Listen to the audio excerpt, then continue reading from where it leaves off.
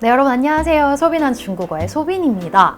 네, 여러분 공부 열심히 하고 계시죠? 그래서 오늘은 제가 재밌는 중국 뉴스가 있길래 여러분들께 소개를 한번 해드릴까 합니다. 어떤 소식이냐면요. 보신 분들도 있겠는데 그 소개팅 자리에서 여성분이 23명의 친척들을 데리고 나와서 식사를 하게 됐다는 뉴스인데, 혹시 보신 분들도 계시고 아직 보지 못한 분들도 계실 텐데, 해서 간단하게 뉴스 내용을 좀 소개를 해드릴까 해요.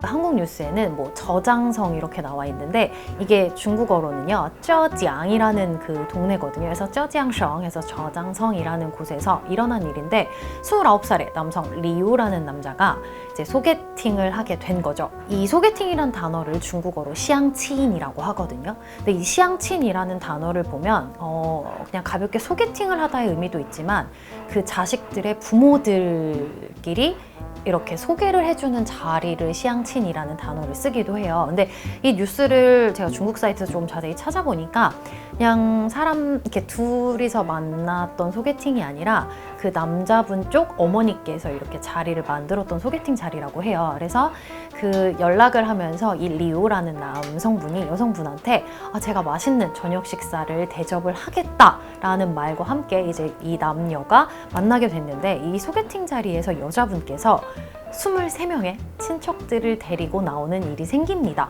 그래서 이날 친척 23명과 이 남자분과 여성분 총 25명이죠. 25명이 식사를 했던 가격이 중국 돈으로요 19,800위안, 한국 돈으로 하면은 340만 원 정도에 이르는 금액이 나왔다고 해요. 그래서 이제 남성분이 계산서를 보고 이렇게 친척분들이 나온 걸 보고 너무 당황을 해서 식사 도중에 중간에 이제 그냥 집에 돌아가시게 되는 일이 생겼죠.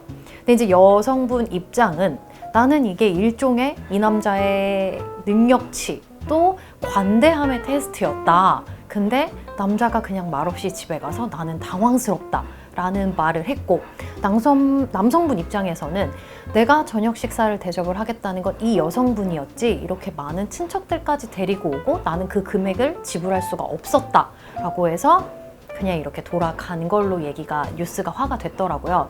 근데 또 뉴스 내용에 보자면 그 이후에 이 두 남녀가 다시 연락을 해서 남성분께서 일부 금액은 내가 지불을 하겠다 해서 우리나라 돈으로 한 76만 원, 80만 원 정도 해당되는 금액을 지불을 하셨다고 합니다.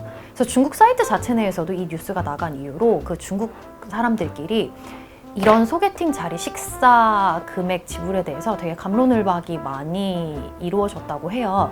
근데 여러분, 지난번에 영상에서 우리 중국의 식사 문화 예절 또는 더치페이 문화 예전에 한번 영상으로 다뤘던 적이 있는데, 중국은 이제 내가 너를 대접을 한다라는 거 해서 이렇게 물론 식사를 많이 결제를 하기도 하지만, 또 요즘 젊은 친구들 사이에서는 더치페이도 많이 유행을 하고 있다라는 얘기를 했었는데, 제 개인적인 생각으로는 첫 만남인 자리에서 23명의 친척들을 데리고 나면 그 누구라도 당황할 수 있지 않을까라는 생각을 합니다.